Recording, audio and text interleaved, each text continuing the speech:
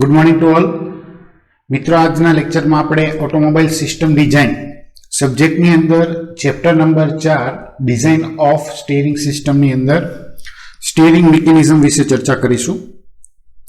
There are two type of steering gear mechanism, એટલે કે જે સ્ટીરિંગ ગિયરની જે મિકેનિઝમ યુઝ થાય છે તેમાં મુખ્યત્વે બે પ્રકારની હોય છે. First one is Davis type steering gear mechanism and second one is Ackermann steering gear.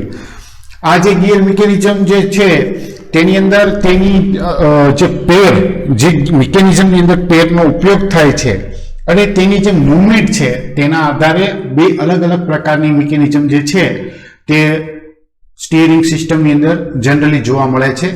સામાન્ય રીતે હાલના સમયગાળાની અંદર જોવા જઈએ તો Ackermann type steering gear mechanism છે તે મોસ્ટ ઓફલી યુઝ થતી હોય છે.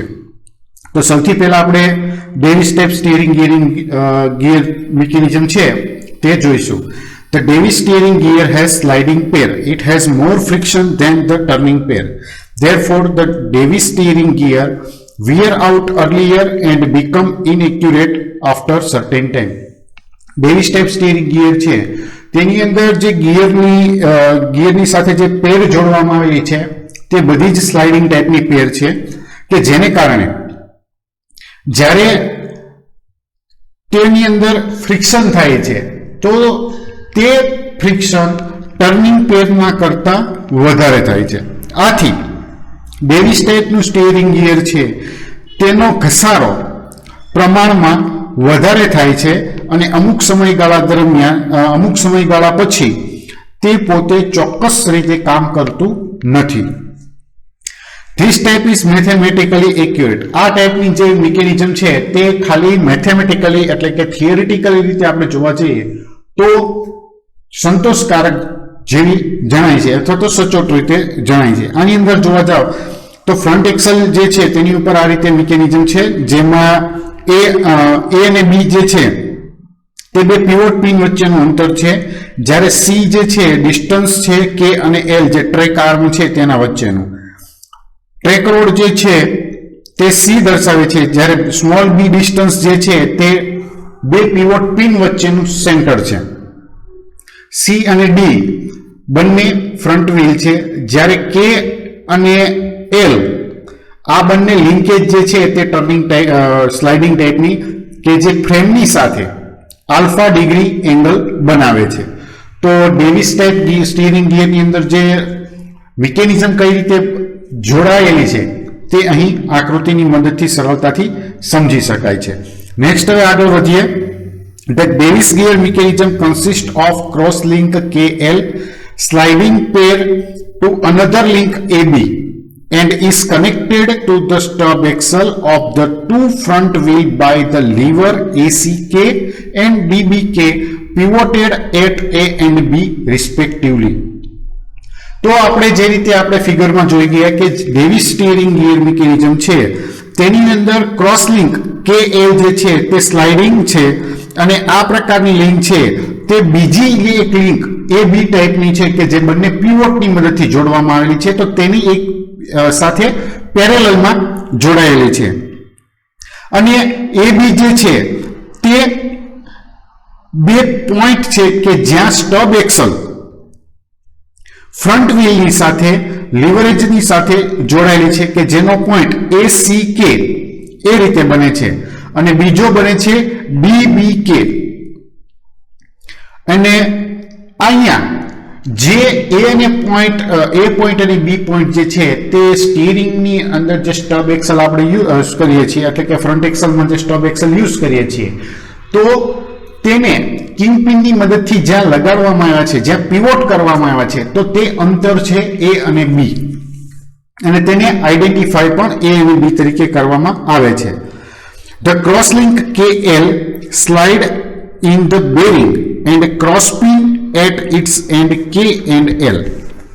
એટલે કે ક્રોસલિંક K અને L જે છે તે બેરિંગમાં અને તેના છેડે ક્રોસપિનની અંદર સ્લાઇડ થાય છે. The slide block are pivot on this pin and move with the turning of bell crank lever as the steering wheel is operated. એટલે કે સ્ટીયરિંગ વ્હીલનો ઓપરેટ થાય ત્યારે જે સ્લાઇડર બ્લોકને પિનની અંદર પિવોટ કરવામાં આવે અને બેલ ક્રેન્ક લીવરના ટર્ન સાથે બેલ ક્રેન્ક લીવરના ટર્નિંગની સાથે તેનું મૂવમેન્ટ પણ થતી હોય છે, ઓપરેટ પણ થતી હોય છે. When the vehicle is running in straight, the gear is said to be in its mid position. એટલે કે જ્યારે વ્હીકલ જે છે તે સીધી રેખાની અંદર આગળ વધતું હોય તો ગિયર જે છે તેની મિડ પોઝિશનમાં હોય તેવું જણાય છે. The short arm AK and BL are inclined an angle 19 plus alpha to their stub axle AC and BD respectively. AK link અને BL લિંક એટલે કે બંને લિંક જે છે તે સ્ટબ એક્સલ સાથે 90 ડિગ્રી પ્લસ આલ્ફા એટલો ખૂણો બનાવે છે કે જે સ્ટબ એક્સલનો જે પોઈન્ટ છે પીવોટ કરેલો AC અને BD તેને સાપેક્ષે 90 પ્લસ આલ્ફા ડિગ્રીનો ખૂણો બનાવે છે. અને આ વસ્તુ જે છે તે આપણે આગળની સ્લાઇડની અંદર ફિગર જે હતી તેની અંદર જોઈ ગયા. નેક્સ્ટ હવે આગળ વધીશું અને તેની અંદર ડેવિસ સ્ટીયરિંગ ગિયરની કઈ રીતે કેલ્ક્યુલેશન થાય છે તે જોઈશું. The correct steering is depending upon the suitable selection of the cross arm angle alpha and is given by. એટલે કે કરેક્ટ સ્ટીયરિંગની જે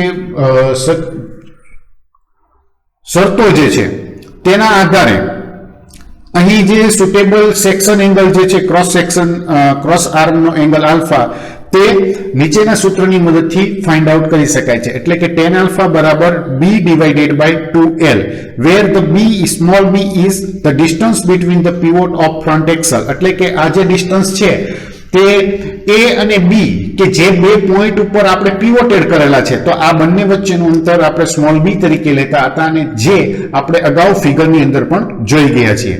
L is equal to wheel base. Wheel base એટલે કે આગળના વ્હીલ અને પાછળના વ્હીલ વચ્ચેનું ડિસ્ટન્સ કે જેને wheel base તરીકે ઓળખવામાં આવે છે. એટલે કે જો આપણી પાસે બે પિવોટ પિન વચ્ચેનું અંતર અને wheel base ની વેલ્યુ હોય તો આવા કિસ્સામાં આપણે આલ્ફાની વેલ્યુ ફાઇન્ડ આઉટ કરી શકીએ છીએ. And the range of b divided by 2l is 0.4 to 0.5. Hence the angle alpha is lies between 11.3 to 3 and 14.1 degree.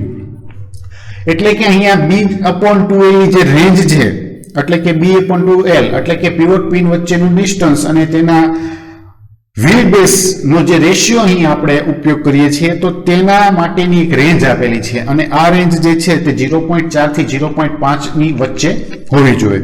બીજી વસ્તુ એ પણ દર્શાવે છે કે આલ્ફાની એંગલ જે છે તે આવા કિસ્સામાં 11.3 ડિગ્રી થી 14.1 ડિગ્રીની વચ્ચે ધ્યાને લેવામાં આવે છે અથવા તો તેની વચ્ચે રહેવી જોઈએ. તો અહીંયા ડેવિસ સ્ટીયરિંગ ગિયર વિશેની જે મિકેનિઝમ માં કઈ રીતે ગણતરી કરવામાં આવે છે તે અહીં પૂરું કરીએ છીએ. નેક્સ્ટ હવે આપણે આગળ જોઈશું એકરમેન સ્ટીયરિંગ ગિયર વિશે. It is only turning point. It is not mathematically accurate except in 3 position. એટલે કે આ પ્રકારની મિકેનિઝમ છે તો તેની અંદર જે કોઈ પણ પેર ઉપયોગ કરવામાં આવેલી છે તે ટર્નિંગ ટાઈપની છે અને આ મેથડની અંદર મેથેમેટિકલી જે એક્યુરેસી છે તે મળતી નથી સિવાય કે તેના જે 3 જે પોઝિશન છે તેને ધ્યાન લઈને. એટલે કે જે ડેવિસ ટાઈપની અંદર આપણે જોઈ ગયા તો તેની અંદર માત્ર સ્લાઇડિંગ પેર હતી, અહીંયા માત્ર ટર્નિંગ પેર છે. ડેવિસ મિકેનિઝમ છે તે મેથેમેટિકલી એક્યુરેટ છે, અહીં 3 પોઈન્ટ સિવાય પૂરેપૂરું મેથેમેટિકલી ઇનએક્યુરેટ છે. આ બેઝિક ડિફરન્સ આ બંને વચ્ચે આપણે જોઈ શકીએ છીએ. તો કે the track are made inclined so that if the axle are extend they will meet on the longitudinal axis of the car near rear axle. The system is called Ackermann steering. એટલે કે track આર્મને incline કરીને અહીં બનાવવામાં આવે છે કે જેથી જો એક્સેલને લંબાવવામાં આવે તો તે કારની પાછળના ભાગે એક્સેલની નજીક કારની સાથે જે રિયર એક્સલ હોય તેની સાથે લોન્જિટ્યુડિનલ એક્સિસ ઉપર મળે છે અને આ પ્રકારની જે સિસ્ટમ છે તેને એકરમેન સ્ટીયરિંગ સિસ્ટમ તરીકે ઓળખવામાં આવે છે. The steering gear mechanism is used for changing the direction of two or more of the wheel axle with the reference to the chassis. એટલે કે સ્ટીયરિંગ ગિયર બોક્સ ની અંદર જે મિકેનિઝમનો ઉપયોગ કરવામાં આવેલો છે તો તેમાં જે મિકેનિઝમ છે તેનો ઉપયોગ ચેસિસને રેફરન્સમાં રાખી બે કે તેથી વધારે વ્હીલને એક્સલની દિશામાં ચેન્જ કરવા માટે દિશા ચેન્જ ડાયરેક્શન ચેન્જ કરવા માટે ઉપયોગ થતો હોય છે. The condition for the correct steering is that all the four wheels must turn about the same instantaneous center of rotation I. એટલે કે ટ્રુ રોલિંગ કન્ડિશન અથવા તો કરેક્ટ સ્ટીયરિંગ કન્ડિશન જે છે તે એ છે કે ચારેય વ્હીલને એક સાથે તેના ઇન્સ્ટન્ટેનિયસ સેન્ટર આઈ થી ફરતું રોટેશન કરાવી શકાય. It prevent the excessive wear of tyre. અને આ પ્રકારની મિકેનિઝમની અંદર ટાયરનો ઘસારો જે છે તે ઓછો થાય છે. અહીં આકૃતિ જે છે તે દર્શાવી છે કે જેની અંદર વ્હીકલ જ્યારે સ્ટ્રેટ અહેડ પોઝિશનની અંદર મોશન કરતું હોય તો તે વખતે કઈ રીતે તેની એંગ્યુલર પોઝિશન દર્શાવી છે. બીજી અંદર ફિગર છે તેની અંદર જ્યારે વ્હીકલ જમણી તરફ ટર્ન લેતું હોય તો તેના ઇન્સ્ટન્ટેનિયસ સેન્ટરની સાપેક્ષે ફ્રન્ટ વ્હીલના કયા એંગલ બને છે તે પણ અહીં દર્શાવેલું છે. સ્ટ્રેટ અહેડની અંદર વાત કરીએ તો જે રીતે આપણે પહેલી ફિગર D20 ની અંદર જોયું હતું તે જ રીતે અહીં આપણને જોવા મળે છે કે અહીં C અને D જે બે વ્હીલ C, D, E અને F આ વ્હીકલના ચાર વ્હીલ છે જેમાં C અને D ફ્રન્ટ વ્હીલ છે, E અને F રિયર વ્હીલ છે. C અને E એટલે કે આ બંને વચ્ચેનું અંતર વ્હીલ બેઝ તરીકે ઓળખવામાં આવે છે અને જે આપણને L આપવામાં આવ્યું છે. જ્યારે E અને F અથવા તો C અને D વચ્ચેના અંતરને વ્હીલ ટ્રેક કહેવામાં આવે છે જેને આપણે સ્મોલ a વડે દર્શાવીએ છીએ. આ ઉપરાંત બે જે પીવોટ પોઈન્ટ છે કે જેને આપણે A અને B તરીકે ઓળખીએ છીએ તો તેનું અહીં ડિસ્ટન્સ જે છે તે સ્મોલ b ની મદદથી દર્શાવવામાં આવે છે. અહીં એક વધારે જોઈએ આગળ તો C, A અને K આ જે લિંકેજ બને છે તો તેની સાથે આલ્ફા એંગલ બનતો હોય છે. જ્યારે L, B અને D જે એંગલ બનાવે છે તે પણ અહીં 90+ આલ્ફા ડિગ્રી બનાવે છે. એટલે સેમ ટુ સેમ આપણે જે ડેવિસ ટાઈપની મિકેનિઝમ છે તે રીતે અહીં જોવા મળે છે. પરંતુ જ્યારે વ્હીકલ ટર્નિંગ લેતું હોય તો રિયર એક્સિસની સાપેક્ષે જે ઇન્સ્ટન્ટેનિયસ સેન્ટર બને છે તો તે સેન્ટરથી A પોઈન્ટ અને B પોઈન્ટ એટલે કે બંને પીવોટ પોઈન્ટ વચ્ચેનું જે એંગ્યુલર મૂવમેન્ટ જે છે તેમાં થોડોક ફેરફાર થાય છે અને K અને L ની પોઝિશન પણ ફરતી હોવાથી અહીંયા જે એંગ્યુલર વેરિએશન છે તે જોવા મળતું હોય છે. તો આવા કિસ્સામાં નવી પોઝિશન જે છે તે K' અને L' બનતી હોય છે કે જેમાં K' જે છે તે એંગલ જે છે આલ્ફા -5 ડિગ્રી બનાવે છે. જ્યારે B વાળી સાઈડ જે છે એટલે કે L' આલ્ફા θ એંગલ બનાવે છે. તો આ રીતે આ ફિગર જે છે તે એકરમેન સ્ટીયરિંગની અંદર ઉપયોગમાં લેવાય છે. નેક્સ્ટ હવે આપણે જે એકરમેન સ્ટીયરિંગની અંદર જ્યારે ટર્નિંગ લીધું તો ટાઈ રોડ અથવા તો ટ્રેક રોડ ની અંદર જે વેરિએશન થયું અને જેને પરિણામે આપણને અહીં ચેન્જીસ મળ્યા તો તે અહીંયા ફિગરમાં બતાવવામાં આવેલા છે. અને તેની અંદર જે એંગલ વેરિએશન થયું તે પણ સાથોસાથ દર્શાવવામાં આવેલું છે અને કેટલું ડિસ્ટન્સ કપાય છે તે નીચેના ભાગે x અને y ની સાથે દર્શાવવામાં આવેલું છે. The Ekkerman steering gear mechanism consists of a cross link KL connected to the short axle AC and BD of the two front wheels through the short arm AK and BL, forming bell crank lever CAK and DBL respectively. એટલે કે અહીંયા Ackermann steering gear મિકેનિઝમની અંદર KL કે જેને આપણે track road અથવા તો tie road કહીએ છીએ એક ક્રોસ લિંક છે કે જેને AC અને BD આ બે શોર્ટ એક્સલ છે કે જે બંને ફ્રન્ટ વ્હીલની સાથે જોડેલા છે તેની સાથે શોર્ટ આર્મ AK અને BL ની મદદથી જોડવામાં આવે છે અને અહીંયા જે બેલ ક્રેન્ક લીવર બને છે તે અનુક્રમે CAK અને BBL એમ બે બેલ ક્રેન્ક લીવર જે છે તે મળી આવે છે. When the vehicle is running straight, the crosslink KL is parallel to AB. The short arm AK and BL both make an angle alpha to the horizontal axis of the chassis. એટલે કે જ્યારે vehicle જે છે તે સીધી રેખામાં ગતિ કરતું હોય તો આવા સમયગાળા દરમિયાન KL જે છે ક્રોસ લિંક અથવા તો જેને આપણે ટાઈ રોડ અને ટ્રેક રોડ તરીકે ઓળખીએ છીએ તે AB ની પેરેલલમાં હોય છે અને આ વખતે જે શોર્ટ આર્મ AK અને BL જે જોડાયેલા છે તે ચેસિસની જે હોરિઝોન્ટલ એક્સિસની સાથે આલ્ફા ડિગ્રીનો એંગલ જે છે તે બનાવે છે. In order to satisfy the fundamental equation for the correct steering the links AK and KL are suitably proportional to the angle alpha is suitably selected. એટલે કે કરેક્ટ સ્ટીરિંગ માટે ફંડામેન્ટલ ઇક્વેશન જે છે તેને સંતોષ કરવા માટે AK અને KL જે છે તે એકબીજાને યોગ્ય રીતે પ્રોપોર્શનલમાં છે અને આલ્ફા એંગલ જે છે તે ચેસિસની સાથે એંગલ બનાવે છે. Let L is equal to length of track road એટલે કે આ જે સ્મોલ L જે છે તે અહીં આપણે ટ્રેક રોડની લેન્થ લીધેલી છે અને જે K અને L ની લેન્થ થશે અને small r is equal to length of link AK and BL એટલે કે જે શોર્ટ લિંક બી આપણે યુઝ કરીએ છીએ AK અને BL તો તેની જે તેની લંબાઈ જે છે તે સ્મોલ r ની મદદથી ઉપયોગ કરવામાં આવેલી છે. Then the referring figure the neglecting the obliquity of the track rod in the turn position the movement of K and L in horizontal direction may be taken to the same. એટલે કે પછી અહીંયા figure જે છે તેને ધ્યાનમાં લઈ અને ટ્રેક રોડ જે છે તેને નિગ્લેક્ટ કરી K અને L ને હોરિઝોન્ટલ ડાયરેક્શનની અંદર મૂવમેન્ટ એક સરખી રીતે કરેલું જોઈ શકાય છે.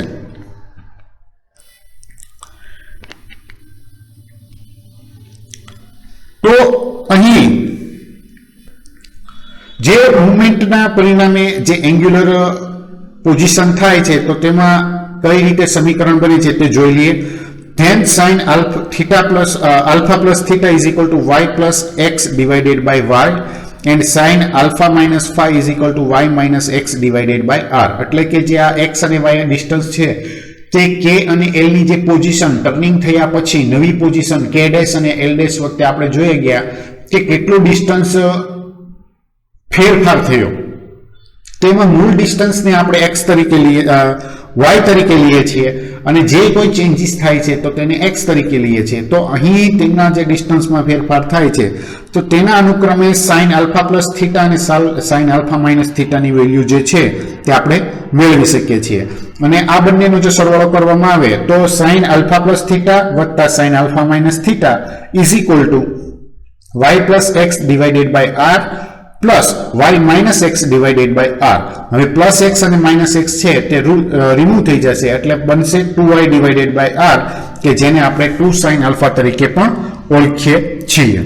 અને કરેક્ટ સ્ટીયરિંગ માટેનું સૂત્ર જે છે તે આપણને આ પ્રમાણે મળે છે cot phi minus cot theta is equal to L divided by B.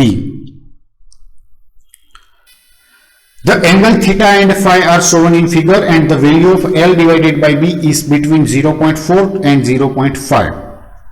Theta અને L જે છે તે આપણે આકૃતિની અંદર જોઈ ગયા અગાઉ કે કઈ રીતે તેની પોઝિશન ઇન્સ્ટન્ટેનિયસ સેન્ટરથી રિયર એક્સલના સમાંતરે જે આપણે પોઈન્ટ ગોત્યો હતો તો ત્યાંથી થીટા અને ફાઈની વેલ્યુ કઈ રીતે દર્શાવી શકાય છે તે ફિગરમાં જોઈ ગયા અને અહીંયા જે L ડિવાઇડેડ B નો રેશિયો જે છે તે 0.4 અને 0.5 ની વચ્ચે મળે છે the value of cot phi minus cot theta corresponding the position when the steering is correct.